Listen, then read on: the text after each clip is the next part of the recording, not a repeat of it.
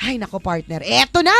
Meron na naman! Meron na naman! Umuusok ang ating Maywagang Burnay!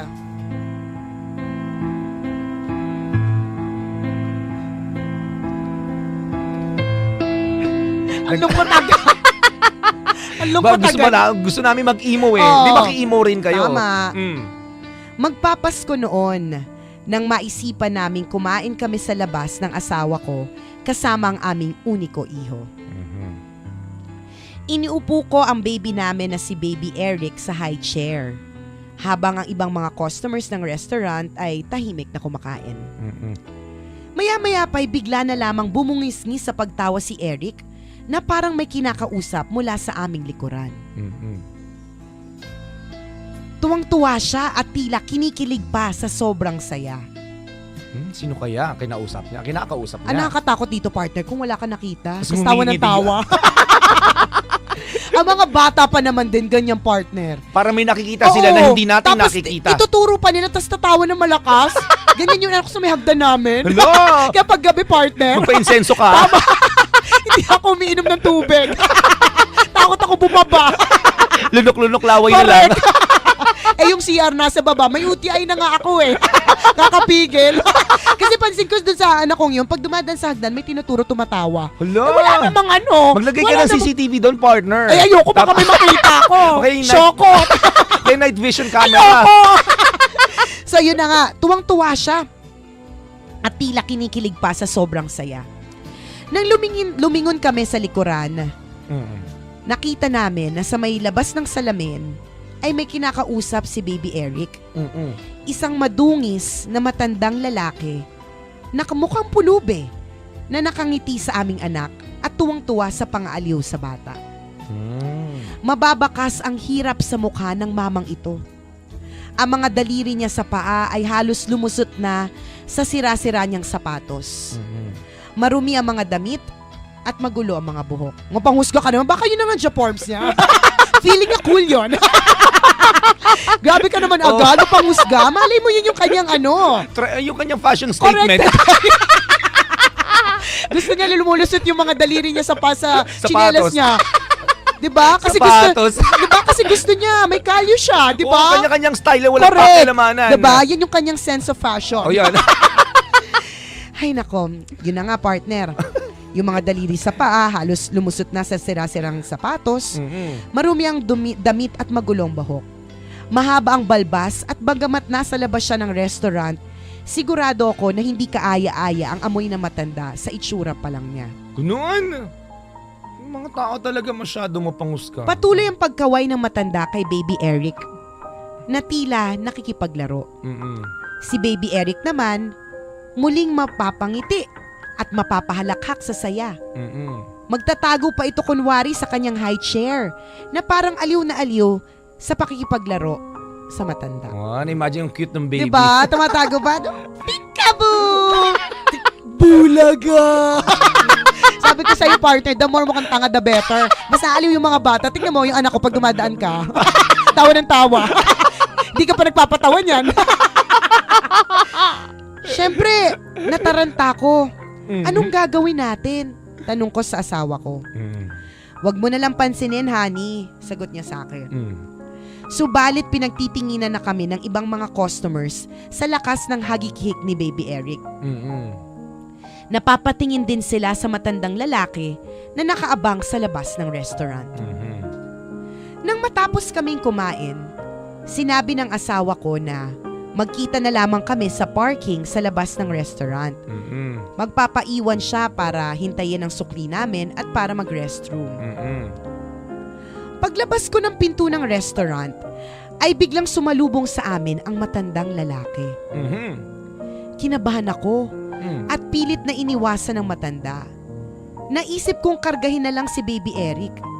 Subalit nang bubuhatin ko na si Baby Eric, ay nilagpasan niya ang mga kamay ko at doon nagpabuhat sa matandang lalaki. Ito si Eric, kidnappable to. Sama ng sama kung kanino. Sama ng sama eh. Niyakap ng mahigpit ng matandang lalaki si Baby Eric. At payapa namang nakahilig si Baby Eric sa bisig ng matanda. Maya-maya pa ay pumikit ang matanda habang yakap-yakap si Baby Eric at bigla na lamang tumulo ang kanyang mga luha. Oy. Mali ba natin nagpa-practice lang sa stage play, naka-costume, Oo nga. ready to emote. True legend. Tapos ang play niya pagkatapos nung 7 o'clock, partner. oo. Kailangan ng motivation. Malay mo, uma-acting lang na gano'n. Wag ka Alam mo, nga. mapapahamak to na bigay ng anak. Tama. Ba't binigay mo yung anak mo? Hindi mo naman kilala, di Hindi ba? naman niya binigay, partner eh. Sumama. Nung bubuhati niya si Eric, yung bata sumama dun sa matanda. Ba't hinayaan mo, nanay? Mananakaw yung anak mo. Teka lang, may storya pa! Bakit Ay, di ka pa ba tapos? comment? Di ba pala tapos? Huwag mo basagin yung burnay. Sige, tuloy. Niyakap ng maigpit ng matandang lalaki si Baby Eric Mm-mm. at payapa namang nakahilig si Baby Eric sa bisig na matanda. Mm-mm. Maya-maya pa ay pumikit ang matanda habang yakap-yakap si Baby Eric Mm-mm. at bigla na lamang tumulo ang kanyang mga luha. Pagdilat ng matanda ay bumaling ito sa akin at sinabi, "Alagaan mong maigi ang mabait na batang ito, ma'am." Mm-mm. Matapos nito ay inialis niya sa pagkakakarga kay Baby Eric at ibinalik sa akin. Mm-mm. Binuhat ko si Baby Eric at bago magpaalang ang matanda ay may sinabi siya sa akin, Mm-mm. "God bless you, ma'am. Salamat dahil ipinagkaloob mo sa akin ang isang napakagandang regalo ngayong Pasko. Mm-mm. Ang makarga kahit sandali ang batang yan. Simula kasi nang mamatay ang anak ko at maging palaboy ako, Mm-mm. ay matagal ko nang ninais na muli siyang mayakap, subalit hindi na pwede. Mm-mm. Kaya kahit paano, sa pagyakap ko sa anak mo, ay parang nayakap ko na rin ang nag-iisang anak ko. Muli, ma'am, maraming salamat." Oh. Ikaw, judgmental. Kaya kidnapper agad, hindi ba pwedeng nag-i-emo lang? Namatayan? Wala naman ako sinabing Uy, kidnapper. sabi mo Sabi ko, umaarte lang parang sa stage Hindi, play. kay Nina, kasabi mo kaya, di ba? Itong nanay bigay ng anak, mali mo makidnap. Oh. Lumakad na papalayo sa amin ng matanda. Mm-mm. Ako naman, habang karga si Baby Eric, ay walang patid ang pagluha. Mm-mm. Inabutan akong umiiyak ng aking asawa at sinabing, "Nasa stage play ka rin." Ba't ka ganyan? Malapit lang sa teatro yung kinainan nyo kasi. Diyan kumakain yung mga actors and Tama! actresses. Oh. Inabutan akong umiiyak ng aking asawa habang sinasabing, "Patawarin mo ko, Panginoon." Mm-mm. Ikwinento ko sa asawa ko ang nangyari. Mm-mm. At hanggang ngayon ay hindi ko makakalimutan ang karanasang iyon. Nakita ko si Kristo sa mga mata ni Baby Eric. Mm-mm. Isang inosenteng bata, walang dungis ng kasalanan at panghuhusga. Nakita ni Baby Eric ang kaluluwa ng isang tao, habang ako naman ay nakatingin sa madungis na kasuotan ng matanda. Mm-mm. Parang sinabi sa akin ng Diyos, "Kaya mo ba na pansamantalang ipagkalob ang anak mo sa iba? Mm-mm. Gaya ng pagkakalob ko sa iyo ng anak ko na si Jesus." At ipinaalala naman sa akin ng matandang palaboy ang ganitong kaisipan. Para makapasok tayo sa kaharian ng Diyos, kailangan nating magkaroon ng pananampalataya na gaya ng pananampalataya ng isang maliit na bata. Ay. Ang lalim ng Oo burnay! Masyadong In ano. fairness, ang daming lesson, partner. Ito kasi yan, Sister Nicole, yung mga bagay sa mundo talaga, hindi natin maiwasan na manghusga. Tama. Diba yung tipong, pero realistically, partner. Correct. Ibibigay Yung sa totoo. Hindi, yung sa kunyari, totoo. makakita ka ba ng kunyari, ganyan yung suot? Tapos ganun yung ang itsura, tapos may amoy. Papahawakan mo ba sa ganong klase ng tao? 'Di ba? Magiging plastic ako pag sinabing kong oo naman. Dahil ang nakikita ko talaga ay ang kanyang kaluluwa. Oh. Pero hindi, partner, hindi ako Diyos para makita yung kaluluwa niya. Eh. Tama. Ang makikita ko talaga yung itsura. Oo. 'Di ba? At aminin na natin, lahat ng mga nanay, 'di ba, na nakatutok ngayon, 'di ba? Yung totoo. Yung halong kasinungalingan. Yung halong kaplastikan. Dali, 'di ba?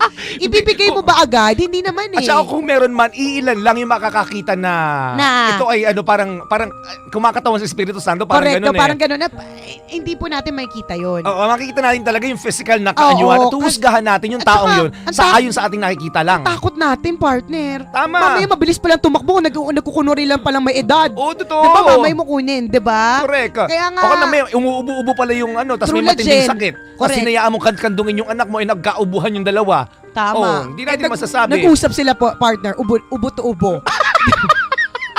Iba't iba ng rate ng Oh, rhythm. diba? yung ubo. Ibig ko lang sabihin, yung totoo po, hindi po natin hindi po natin talaga ibibigay. Siguro, partner, wag natin tinginan sa anggulong yan. Kaya Tingnan natin. ngayon ang dapat nating matutunan. Actually, partner, yun yung malalim na parte ng Burnay, Oo. di ba? Na sinasabi ng Burnay na hindi dapat tumingin tayo beyond the physical features. Correct. Ang sinasabi ko lang, wag nating tingnan, partner, dun sa anggulong ibibigay yung bata. Kasi Tama. kahit sinong nanay, partner, hindi ibibigay yung bata. Walang sino magagawa Wala. niyan. Kahit- Lalo na sa mundo ngayon. Correct. Sa Lalo na panahon ngayon. partner, na delikado. Tama. Kahit na may itsura, hindi mo na ibibigay anak mo kasi hindi po lahat ng magnanakaw may walang itsura. Correct. Yung iba nakakurbata. Kaya yung katabi mo dyan sa FX, nakakurbata, ay nako, Mas maugali kaya niyan. nga. Huwag mo isipin porke gwapo mabait yan. Di ba yun eh? I Correct. think I'd rather look on the angle, partner, ng ng us being judgmental. Tama. 'Di ba? Kasi, partner, yung talagang pagbigay sa ng bata sa iba. Walang sino mang gagawa Walang sino niyan. mang Kung meron man, baka, mga dalawa lang sila. Baka nakakatol yun. 'Di ba? Ang Totoo. tingnan natin yung angulo na bakit lagi nating tinitingnan yung panlabas na kaanyuan. Yung lagi po naming sinasabi ni Chris Choper na let us not be too quick to judge. Tama. Hindi mo alam. Kaya ako, partner, pag nakakita ko ng baliw, sa halip na pagtawanan ko sila kung bakit sila hubad o tawa ng tawa, ang lagi kong iniisip, partner, nasan yung anak niyan? Ano nangyari Bakit? sa asawa niya? Bakit niya ano Bakit pinagdaanan niya? Correct. Bakit siya nagkaganyan? Bakit umabot siya sa ganun? Tama. Mayaman ba siya dati? Alam niyo po, meron dito sa tapat ng building namin, mga Ikaw kaya kabisyo. yun nakita namin kagabi? Hindi, lalaki naman yung binabanggit lalaki. ko. Baka ako yun. Ba't ako? Minsan palit-palitan lang tayo dyan eh. Hindi, meron dito isang lalaki na Oo. daw, na medyo baliw, na lagi pumunta dito sa tapat ng himpilan namin. At ang kwento ng mga tao, dati daw po itong mayaman, o mayamang-mayaman daw po ito.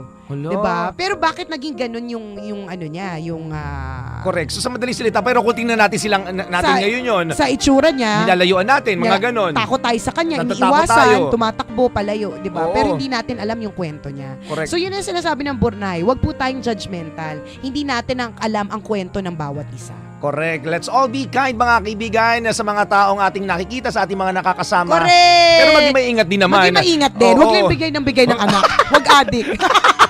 Ay, nako, salamat Maiwagang Burnay dahil sa'yo nag-overtime kami. Nakakalurke. Tingnan mo si Mami habang naglalaba. Napapaiyak Tama. na. Napapaisip sa Correct.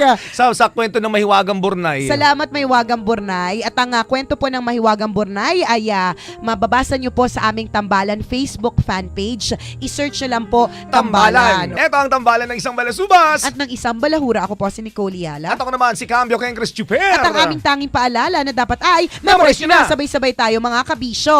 Walang matatag na relasyon sa malanding may determinasyon. Yon!